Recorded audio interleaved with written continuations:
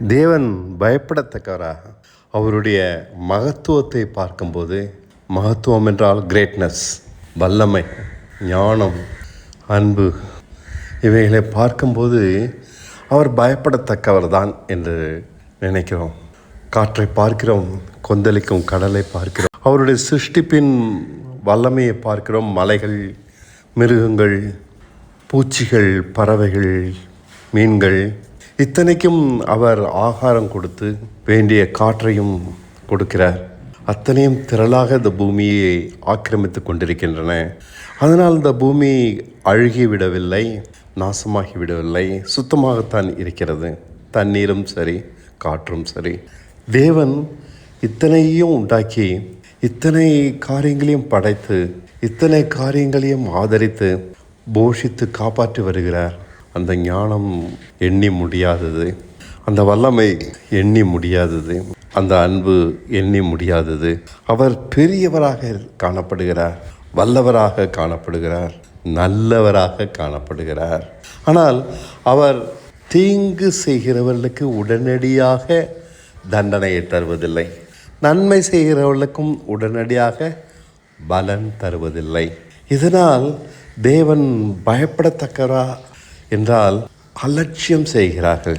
தீங்கு செய்கிறவர்களுக்கு தைரியம் வருகிறது, அலட்சியம் செய்கிறார்கள். தேவனுடைய கோவாக்கினைக்கு பயப்படாமல் துணிகரம் கொள்கிறார்கள். அதே போல் நன்மை செய்கிறவர்களும் நீதி செய்கிறவர்களும் தேவனுக்கு பயப்பட மனம் கசந்து போகிறார்கள். நன்மை செய்தால் என்ன பலன் கிடைக்கிறது என்று அவர்கள் மனம் ஒடிந்து போகிறார்கள். அவர் பொறுமையாகத்தான் இருக்கிறார். எந்த காரியத்திலும் தீவிரமாக உடனடியாக பலன் தருவதில்லை. அவர் பொறுமையாக இருப்பதற்கு காரணம், தீங்கு செய்கிறவன் இன்னும் தீங்கு செய்யட்டும், நன்மை செய்கிறவன் இன்னும் நன்மை செய்யட்டும், பரிசுத்தமாகிறவன் இன்னும் பரிசுத்தமாகட்டும், அக்கிரமம் செய்கிறவன் இன்னும் அக்கிரமம் செய்யட்டும். இதுதான் அவருடைய பாலிசி. இரண்டு பேரையும் நன்றாக இனம் பிரிப்பதற்காக பொறுமையாக இருக்கிறார். தீமை செய்கிறவனையும் நன்மை செய்கிறவனையும் கலக்க விடாதபடி பிரித்து வைக்க அவர் பொறுமையாக இருக்கிறார். அவனவனுக்கான தண்டனையை, அவனவனுக்கான பலனை அவர் தரத்தான் செய்கிறார், விட்டுவிடவில்லை. இயேசு கிறிஸ்துவை சிலுவையில் அறைந்தவர்கள் 70 வருடங்கள் கழித்துதான் தண்டிக்கப்படுகிறார்கள். தேவனுக்கு விரோதமாக கலகம் செய்த பிசாசும் உடனடியாக நரகத்திற்குள் தள்ளப்படாமல் அவன் பரலோகத்திலேயே சுற்றி கொண்டிருக்கிறான், பூமியையும் சுற்றி வருகிறான். யோபை குறித்த 1 புத்தகத்தை படித்தால் அவன் பரலோகத்திற்குள்ளும் வருகிறான், தேவனோடும் உறவாடுகிறான், கேள்வி கேட்கிறான், குற்றம் சாட்டுகிறான் தேவ மனுஷர்களை. வெளிப்படுத்தலில் சொல்லப்பட்ட கடைசி நாளில்தான் அவன் நியாயந்தீர்க்கப்பட்டு அக்கினி கடலில் நிரந்தரமாக தள்ளப்படுகிறான். தேவன் பெரியவராகத்தான் காணப்படுகிறார். ஒரு அன்பிலே பெரியவர். ஜனங்கள் பாவத்திலே விழுந்து விட்டார்கள் என்று கண்டு அவர் மனதுருகி தம்முடைய குமாரனையே தந்தருளி இவ்வளவாக அன்பு கூறுகிறார். அவரை மரணத்திற்குள் ஊற்றி இவ்வளவாக அன்பு கூறுகிறார். அவருடைய இரத்தத்தினாலே நமக்கு மீட்பு உண்டாகும்படிக்கு இவ்வளவாக தந்தருளி நம்மிடத்தில் அன்பு கூறுகிறார். நம்மை பாவத்திலிருந்து விடுதலாக்க இப்படியான ஒரு திட்டத்தை வைத்திருக்கிறார். தேவன் இவ்வளவாக அன்பு கூர்ந்தாலும் அவரை யாரும் புரிந்து கொள்ளவில்லை. அவர் தன்னை மறைத்து வைத்து கொண்டிருக்கிறார். இதுதான் ஆரம்பத்திலேயே அவருடைய நோக்கத்தை விளக்கமாக சொல்லிவிட்டேன். பரிசுத்தமாகிறவன் இன்னும் பரிசுத்தமாகட்டும், அசுத்தமாக இருக்கிறவன் இன்னும் அசுத்தமாக இருக்கட்டும் என்பதுதான் அவருடைய பாலிசி. தன்னை மறைத்து கொண்டு தான் தேவன் என்று விளங்காதபடி இந்த பூமியிலே அக்கிரமம் பெருகுவதற்கு இடம் கொடுத்து வைத்திருக்கிறார். மனுஷன் எப்படியாவது தன்னை தேடி கண்டுபிடிக்க வேண்டும். அப்படி தேடி கண்டுபிடிக்கிறவன் ஒருவன் தான் அவரை புரிந்து கொண்டு அவரால் வரக்கூடிய விடுதலையை அனுபவிக்க வேண்டும் என்பது அவருடைய திட்டம். அவர் மரணத்தை பாவத்திற்கு பலனாக தருகிறார். கீழ்ப்படியாத ஆதாமுக்கு அது கிடைத்தது. அதே போல நீதியாக வாழ்கிறவர்களுக்கு மரணத்திலிருந்து விடுதலையை, நித்திய ஜீவனை, மரணத்தை ஜெயிக்கிற ஒரு வாழ்க்கையை பரிசாக தருகிறார். நித்தியமாக அவரோடு இணைந்து வாழக்கூடிய ஒரு வாழ்க்கையை அவர் பரிசாக தருகிறார். அவர் எல்லோரையும் நேசித்தாலும் அக்கிரமக்காரர்களை நேசிக்க முடியாது இல்லையா? இதனால்தான் அவர் தன்னை மறைத்து கொண்டு நீதியாக வாழ்கிறவர்களுக்கு தன்னை வெளிப்படுத்துகிறார். நீதியை தேடுகிறவர்களுக்கு தன்னை வெளிப்படுத்துகிறார். இதோ நான் உன்னை ஜனிப்பித்தேன், நீ என் வலது பாரிசத்தில் வந்து உட்கார், நான் உன் பிதா. இப்படித்தான் தன்னை நமக்கு வெளிப்படுத்துகிறார். நமக்காக அவர் எல்லாவற்றையும் செய்து முடிப்பாராம். அவர் நமக்காக போராடுவாராம். நம்முடைய வாழ்க்கையை நமக்காக நடத்துவாராம், திட்டமிடுவாராம். எதிரிகளை அவரே அழிப்பாராம். நாம் ஒன்றும் செய்ய வேண்டாம். இதுதான் அவருடைய அன்பு. நாம் ஒன்றும் செய்ய வேண்டாம், நாம் எந்த வகையிலும் பிரயாசப்பட வேண்டாம். அவர் காண்பிக்கிறபடி மாத்திரம் வாழ்ந்தால் போதும். அவர் நம் ஒவ்வொரு நடையையும் திட்டமிட்டு நமக்கு முன்பாக நடத்தி தருகிறார். அதன்படி நாம் செய்தால் போதும். நம் வாழ்க்கை எளிதாக இருக்கும். நம் சத்துருக்கள் அனைவரையும் அவர் நம் பாதப்படியாக்கி போடுவார். இதுதான் நிச்சயமான ஒரு வார்த்தை, உறுதியான வார்த்தை. அவர் தன் வார்த்தையில் மாறாதவர். அவருடைய உண்மை மகா மகா பெரிது. அவர் தன் வார்த்தையை தவற விடுவதே இல்லை. அவர் சொன்ன வார்த்தையின்படி மாறாமல் செய்து முடிக்கிறார். அதை நிறைவேற்றியே விடுகிறார். அவரை நம்பி நடந்தவர் யாரும் வெட்கப்பட்டு போனதில்லை, ஏமாந்து போனதில்லை. அவரை நம்பி நின்ற தானியேல் சிங்கக்கவியில் தூக்கி போடப்பட்டான். ஆனால் சிங்கத்தின் வாயை அடைத்து அவனை கொல்லும்படிக்கு திட்டமிட்டவர்கள்தான் திரும்ப சிங்கக்கவியில் தூக்கி போடப்படுகிறார்கள். தானியேல் அந்த கெவியில் போடப்பட்ட பின்பு அந்த சிங்கம் கடித்து தின்னவில்லை, அது மௌனமாக இருக்கிறது.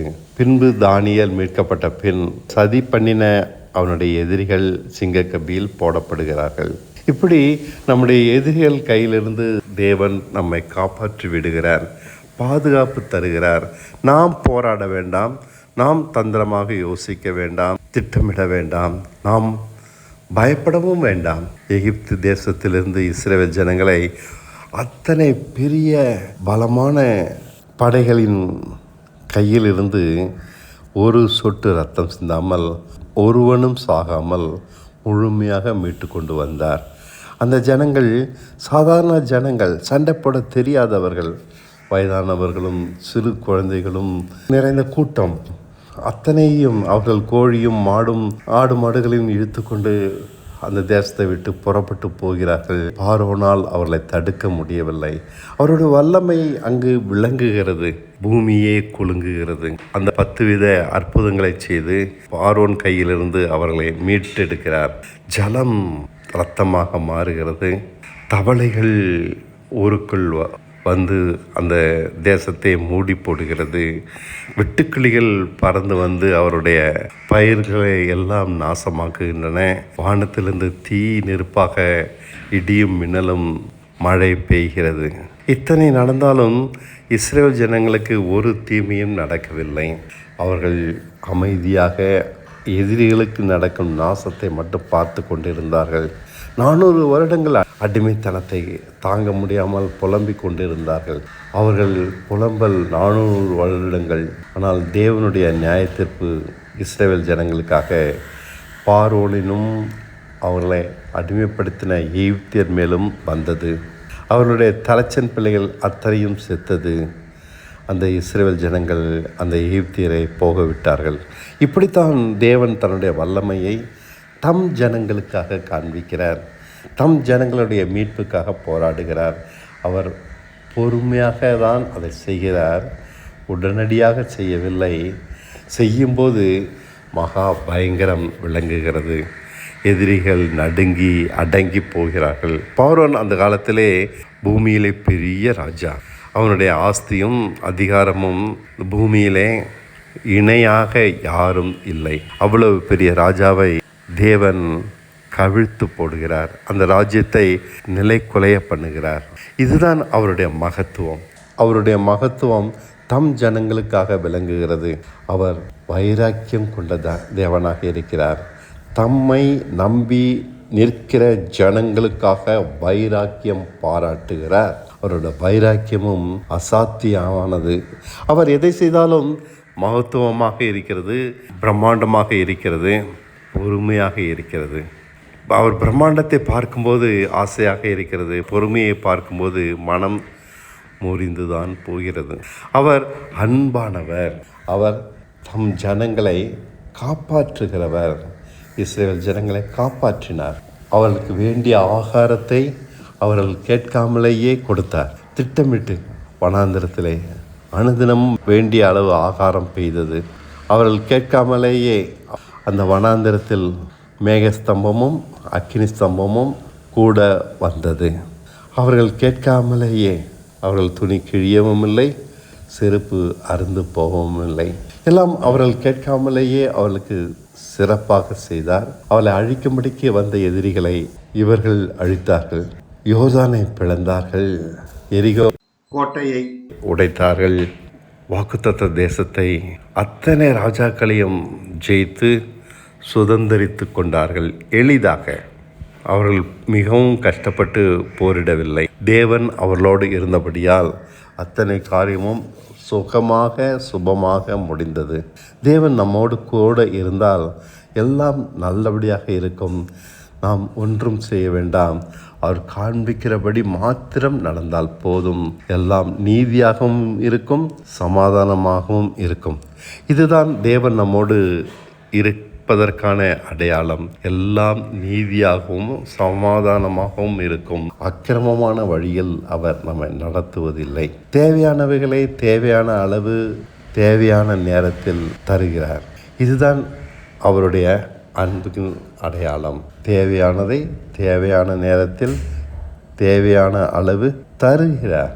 நாம் ஒன்றுக்கும் ஏங்க வேண்டாம், பயப்பட வேண்டாம், நிலை குலைய வேண்டாம், பரிதவிக்க வேண்டாம். எல்லாம் சம்பூர்ணமான அவர் கரத்திலிருந்து போதுமான அளவு வருகிறது. இதுதான் ஆச்சரியமான உண்மை. அவர் அன்பானவர், நம்மை நேசிக்கிறவர், அதே சமயம் நம்மை கண்டிக்கிறவரும் கூட.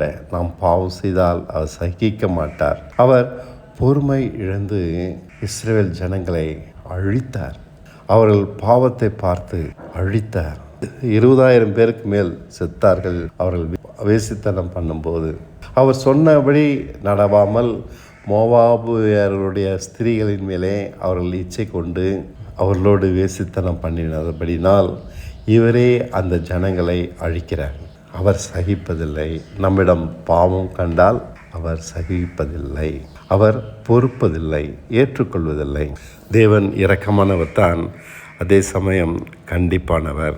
அவர் கண்டிப்பு மிகவும் கொடூரமாகத்தான் இருக்கும். பூமியை பிளந்து மோசேக்கு விரோதமாக எழுப்பின கோராகு ஜனங்களை விழுங்கி போட்டது. அவர்கள் பூமியை பிளப்பதை பார்த்து அவனுடைய குடும்பத்தார் அனைவரையும் விட்டு ஜனங்கள் ஓடி போனார்கள். கோராகும் அவன் ஜனங்களும் அதற்குள் விழுந்து காணாமல் போனார்கள். திறந்த பூமி மூடிக்கொண்டது, அவர்கள் காணாமல் போனார்கள். இதெல்லாம் கேட்பதற்கு ஆச்சரியமாக இருக்கிறது. அவருடைய மகத்துவம் பிரம்மாண்டமாக இருந்தாலும் அவருடைய நியாயத்தீர்ப்பும் கொடுமையாக இருக்கிறது. ஆமாம், கொடுமையாகத்தான் இருக்கிறது. அவர் பயப்படத்தக்கவர். இஸ்ரவேல் ஜனங்களுக்கு உடனடியாகவே நியாயத்தீர்ப்பு வந்தது. அந்த ஜனங்கள் பாவம் செய்துவிட்டு துணிகரமாக வாழ அவர் இடம் கொடுப்பதில்லை. தேவனுடைய வீட்டிலே உடனடியாகத்தான் நியாயத்தீர்ப்பு நடக்கும். அவருக்கு விரோதமாக கலகம் பண்ணினவர்களுக்கு அவர் உடனடியாக பலன் தந்தே தீர்வார்.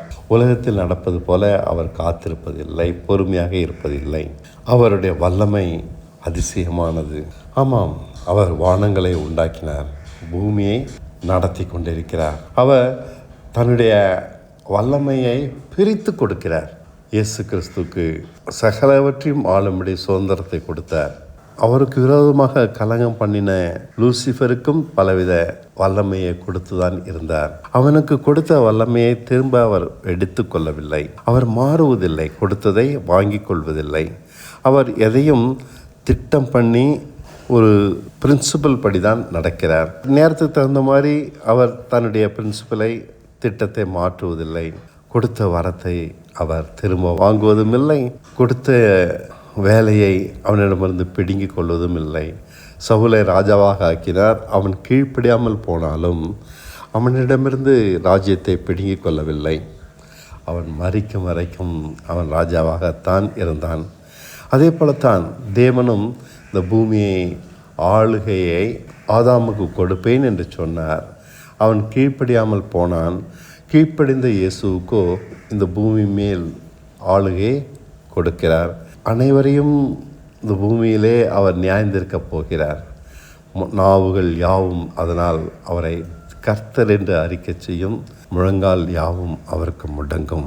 அவர் சகர்வ வல்லவராக இருந்தாலும் அதிகாரத்தை பிரித்து கொடுக்கிறார். அவரே எல்லாவற்றையும் தன்னோடு வைத்து கொள்ளாமல் தனக்கு உண்மையாக இருக்கிறவர்களுக்கு அதை பிரித்து கொடுக்கிறார். இயேசு கிறிஸ்து உண்மையாக இருந்தபடியினால் அவருக்கு கொடுக்கிறார். நாமும் உண்மையாக இருந்தால் நமக்கு என்ன தருவார் என்று எனக்கு தெரியாது. அவர் நமக்காக வைத்திருப்பது மிகவும் என் புத்திக்கு எட்டாத ஒரு விஷயம், என்னால் அறிந்து கொள்ள முடியாத விஷயம். அவர் அன்பானவர், அவர் வல்லவர், அவர் பெரியவர். அவருக்கு நாம் பயப்படுவது அவசியம். அவர் மன்னிக்கிறவர், அதுதான் எனக்கு ஆச்சரியமான விஷயம்.